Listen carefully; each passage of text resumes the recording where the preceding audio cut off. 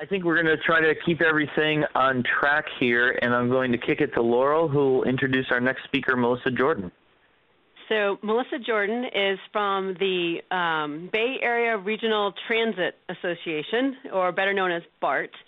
And, you know, the low-hanging fruit of Gov 2.0 is sort of like transit. You just want to be able to get to work on time. So, Melissa, take it away. Okay. Good morning, everyone. I am Melissa Jordan. I work for BART. As Laurel said, that's Bay Area Rapid Transit, and we're a special government district that provides train service here in the San Francisco Bay Area. I'm half of a two-person web team at Bart.gov. And I'm going to take the first 10 minutes here for slides and then leave a lot of time for your questions. So a first question that might be on your minds is, why would Web 2.0 matter to an agency that runs trains at all? And the answer is that we move a lot of people every day, and by definition, those customers are in transit. So they're using the web, they're using mobile devices to talk about their trips on BART. Good, bad, and ugly, and they expect us to be there with web services, whether it's something as simple as just checking a schedule on their phone, or even giving them a place to share the sights and sounds and even the smells that they experience on our trains. This is not such a nice one. Yesterday, someone tweeted that their train smelled like a candy cane, so that one was a little better. But they also need us to be there to engage with them that way, but the challenge for us is maintaining that reputation for solid service that we have. We are a safety-sensitive agency. We need to be very authoritative while also being approachable. So the most important way that we do that is by being the first and best source of information for people. We had a great example this past summer with a difficult labor negotiation that took us right up to the brink of a strike within hours. And there were a lot of rumors flying around, but we found that the writers were turning to our web channels because they knew we would be very quick and responsive with the official, accurate information in real time, not just government time. So the foundation for all of this is our main website, Bart.gov. You see on this slide two screenshots. Our website is not like a typical government website. It's very interactive, and Hot Studio of San Francisco helped us to redesign it last year, and Eric Grant, the designer, if he is listening right now, he may be on this call, deserves a lot of credit. The left-hand side of the page here, you can see a woman's face in the middle. One of our writers, just a young man named Jake, sent this picture in. It's his wife named Katie. We thought it was very lovely and used it as the dominant image on our homepage for a while. The right-hand side is one of our station pages. We have one for each of the 43 BART stations, and we pull in photographs from Flickr that our writers have taken, and we also link out to Yelp reviews for nearby attractions. So another way that we use the web is to share data. We put this poster up in our trains and stations promoting developer tools. Since we don't have in-house programmers, we're just a two-person shop, we want to share our data so third parties can build apps that our writers want, and that lets us extend our reach. Because we know no matter how great our website may be or how great we think it may be, not everyone will choose to go there. And you have to make the information available where and how and when the customers want to get it. We're on all of these different platforms here. We also want to be part of the online conversations happening around our brand. So one way we do that is with a little feature called Seen and Heard on BART. It's on our website every week. Little anecdotes of things that our readers or our writers are reading or listening to or shaking their heads at on trains. It taps into that shared experience, that rhythm of daily commuting life, and it really does help to build a sense of community. So this process of connecting helps our writers see us not just as a bureaucracy, but part of their everyday lives, sharing the good times and the bad, like that great feeling you come down off the escalator right as your train is pulling up, or the nearly universal scorn that people have for those who clip their nails or pluck their eyebrows on the train. They really do that. It's not an urban legend. And those kind of only in San Francisco moments. Just last night, in fact, I saw some video that was posted of a spontaneous flash mob Lindy Hop dancing celebration on a platform in San Francisco, and it's just fun to share that with others taking BART. And it sounds really touchy-feely, but we are also thinking about the return on our investment. Since we're putting in a very small investment, any return is good, and there are a lot of great ways to measure. You can look at website traffic. Ours did go up since we began to focus on interactivity. We can get a lot of data from our Facebook fan page, seeing that we're connecting with that key age group that will be the next generation of BART riders. And we can also look at the cost of serving a user, which is a lot less than your typical call center would be. And it doesn't pit us against our call center, but by taking care of some of those light touch, easy questions, it can help them have more time to devote to the people who really need it. And we have to remember they're opt-in channels too, so people are choosing to get these messages, which makes them really authentic and valuable. So I wanted to shift for just a moment to the question of challenges and hurdles in government. It is tough. Sometimes our agencies can be slow-moving and risk-averse, but there are good reasons behind some of that. We are stewards of the public trust, and we have to be sure we're only taking intelligent risks. We have to also, as the early adopters, be educating others in our organizations and showing them what's in it for them. Part of that is being a gatekeeper. I think that role is very important since there's a lot out there on the net that is not really appropriate for a government agency or any business to be sharing with customers. So when I do a task like putting together that seen and heard on BART feature, I have to evaluate content. And there might be some slang terms that I wouldn't know at first. Here's one example, the Cupcaking. So to figure that out, I would go somewhere like an urbandictionary.com, a slang dictionary, to see what it means. But here's another example of a hurdle in government, because if I tried to go there right now on this computer where I'm sitting, I would get this message. You see the screenshot. It's a content filter, access denied. I saw actually in the chat room earlier, it seemed ironic that a New York transit worker said they were blocked from even watching this conference, which is too bad. But you need workarounds. For me, that means having a backup computer off the main network. I need that anyway, just in case our main system would go down. But the point of all that is that you have to lobby for the tools you need to exercise judgment. And just because you can get to something doesn't mean you should use it. Here's one that was sent in, a photograph from a writer showing graffiti, which is kind of cool when you first look at it, but that's something illegal to do and cost taxpayers money to clean up, so I wouldn't want to share or promote that. So what not to do kind of example. Also here, you may have seen these. Some performance artist prankster types took photographs of some swings they had rigged up on our trains earlier this year, and they went all around the world. They were on the front page of Dig and had hundreds of thousands of page views. So thinking about how to respond to that, you can't really say nothing when you're active in social spaces, but you couldn't take that typical press release, traditional kind of response, to say that people using swings on trains are subject to arrest. So fortunately, since we do have a blog, it's a different channel with a different tone where we could have a nuanced, a little more nuanced message and explain that this couldn't be allowed for safety reasons, but we could acknowledge that spirit of whimsy that had resonated with so many people. And tone is really important on the web. You can't fake it in these channels. It will totally show if you're not authentic and meaning what you say. I think Government 2.0 should not be like so much on the web about the cool kids club. We're government, so we need to be serving everyone, bringing the public in and serving them better. So that is the end of the slides that I talked about in September at the conference. I have just a couple of more to update you on new projects since then. And we'll start by talking about our launch of our public API. And there's a little show of hands function on your screen. I don't know if anyone has used it before, but I'm curious how many people out there would know what an API is. You can give me a yes or a no if you want to interact that way. But I'll explain it anyway for those who don't. It stands for Application Programming Interface, and that is basically a set of routines and protocols that support building of apps. And why would that matter? Well, here's one real-world example.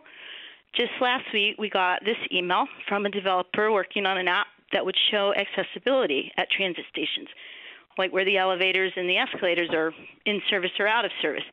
And that's very important to people who are using wheelchairs and moms and dads pushing strollers.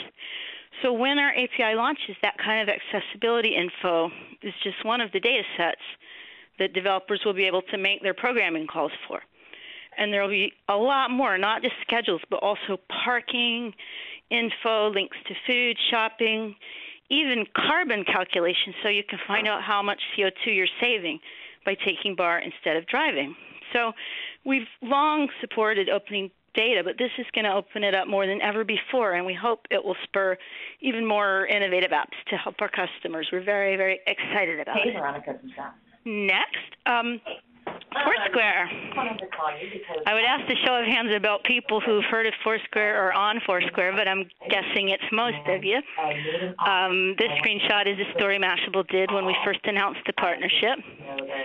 Foursquare is a location-based social network, and we think that this whole trend of location-based services, geolocation apps, is going to be really big in the coming year, and that public transit systems are in a perfect position to take advantage of them. Basically, this tries to encourage people to take transit more frequently by making it fun.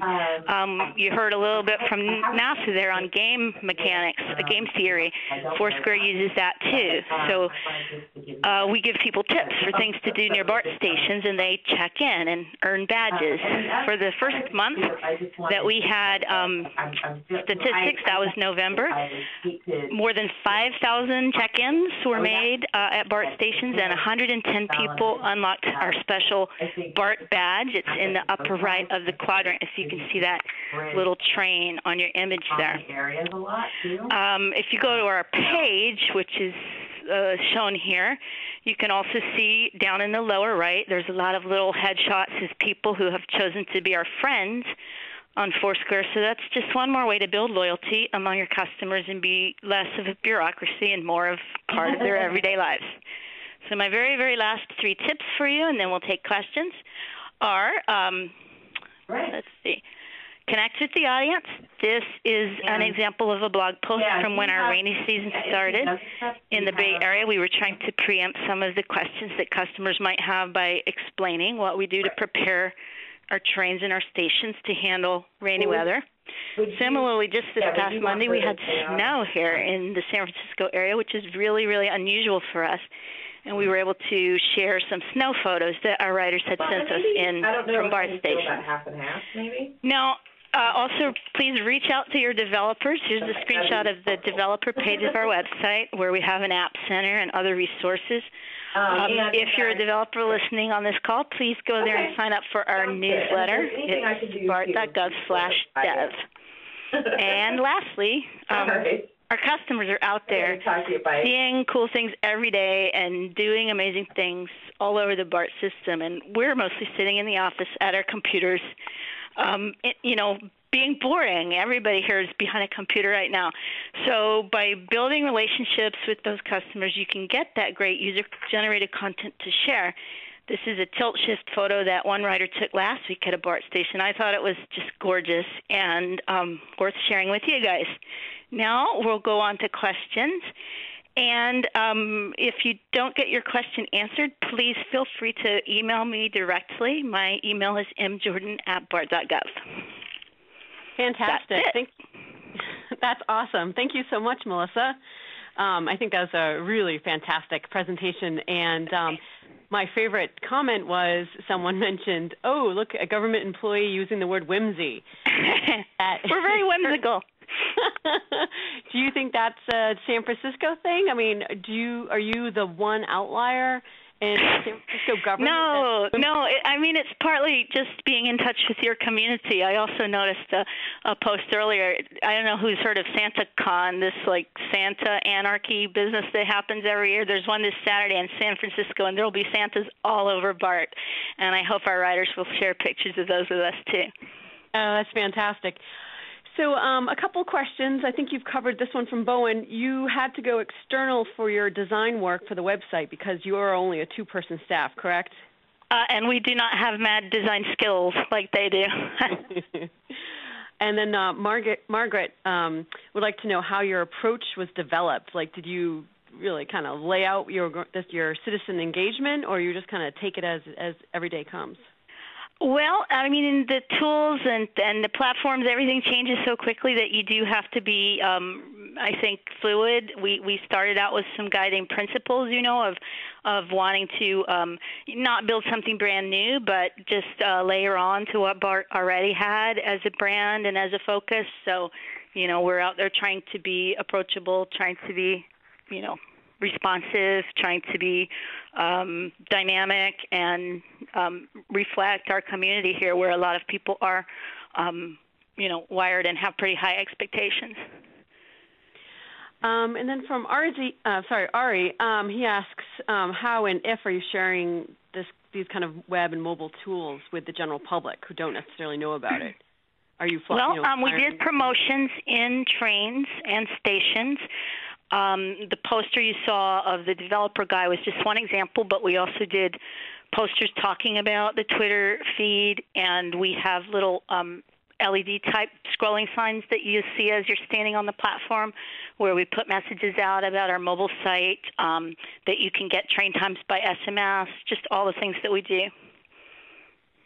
Well, I think this is a good example. You don't necessarily have to be relying on public transportation. I mean, for example, this is a good way for government to communicate with people in general and not just hope that someone kind of stumbles upon your website. Let's see, how about getting internal buy-in? How did you sell your approach internally, and did you just show them a return on investment projection? And Margaret asks that. We just do a lot of talking, basically evangelizing, going around trying to explain to people what we're doing and how it can help. Also, we try to feed relevant info back to the different parts of the organization that can benefit from it, whether that's the operations department or the customer services department, people that work with parking, any element of our company. If we get feedback, we share it with them, and then they're kind of aware of the value of tapping in that way. Well, that's great. And sort of along the same lines as anything not working well, like internally or externally, like what else would you like to do? Peter asks that question. Oh, I just wish there were more time in the day, because it's exciting to see that people are so personal with Bart and so willing to talk to us and tell us about things they do. We're basically staffed here during daytime hours, and as two people, you can't really work completely 24/7. But just time management, I guess, is always a challenge in trying to be there. Because once you're in these media, I think there's an expectation, that sort of a public expectation, you'll be there all the time, and that's tough to do. Yeah, we have a couple posts here talking about that. Like, I mean, do people just kind of refer to you? I mean, I think that all you do is Twitter and review posts and photos and stuff. Oh no, I mean, we're managing a website that gets more than 1 million user sessions a month. So there's a huge amount of just basic, content management or housekeeping, kind of unsexy chores that we have to do to keep the website running. So all of this has to be done almost in like little nits of time here and there, spare time when you can find it. And are you finding that time, though? I mean, here and there. Oh, yeah. Right? Yeah. I mean, you have to carve it out. I'm kind of a list person, so if you make sure you're building it into your day, you can look at tweets or look at Facebook or post a blog entry or go on Foursquare and make a tip. You just do it in tiny batches when you can. Isn't that fun? So, I mean, you haven't had any I'm sorry, I'm kind of going off the questions, but you haven't had any blowback from that, because in other towns we've seen a lot of kind of trepidation when it comes to government employees getting involved in social media. Here in Boston, there was a little brouhaha about Facebook and people Facebooking on company time, or actually citizen tax dollar. So is that sort of worked into your job description? Like it is understood I will tweet and blog and be doing these public-facing activities? Yeah, absolutely. I mean, I'm based in the marketing department, so I'm just one of many, many, many different channels and ways that we have to speak to customers. And I think the example that you cited, a person was, doing clearly personal stuff. So I think we maintain that separation here, that this is Bart's voice, it's Bart's messaging, it's not, where Melissa went to dinner last night. It's things that are relevant to Bart writers. And, well, speaking of, you're fairly new to the agency, so Margaret asks, did you know this is kind of what you wanted to do when you came to Bart, or were they sort of envisioning some kind of social media plan then? Yes, I think they were waiting on the opportunity to increase the staff. It was one person before me. So one person, clearly couldn't even think to be able to do all of this. You needed at least some backup, so you can trade off tasks. So I think it was in the vision for when the second position was hired that this is of growing importance, and we want someone who can focus on this and be able to do it with a minimum amount of time and resources. Well, you did mention resources and then the open data, and we've had some conversation about open source software, but Bowen wants to know, how do you balance security, safety concerns with open data? Well, this is public information. So with the somebody I think asked about GTFS too, we're sharing what we have, what's already out there, what we're already putting out to writers. So it's nothing, that is off limits. There might be some sets of information that are, but not what we're putting out. It's just general, what time do the parking lots fill? What time is the train going to come? Does the station have a bathroom or an elevator or whatever? And you find that's probably easy data to release versus something maybe perhaps a bit more personal. Yeah. And so that could probably be a big differentiator between, say, the transit agencies in other cities and the Department of Education or something as well. Yeah, although, I think operating from a principle of openness as much as possible is the way to go as public servants and public agencies. Our data is for the public, from the public, by the public, so we support openness. That's fantastic. I think we're all clapping to ourselves here, or maybe in the chat room as well. So from Richard, he wants to know, though, along the open line, is Bart providing any of this as open source besides the GTFS data? GTFS is an acronym for the Google Transit. Joe Hughes from Google will have to tell me the full acronym. It's Google Transit data. And would it make it easier for other transit agencies to jump on board if you do have this open source platform?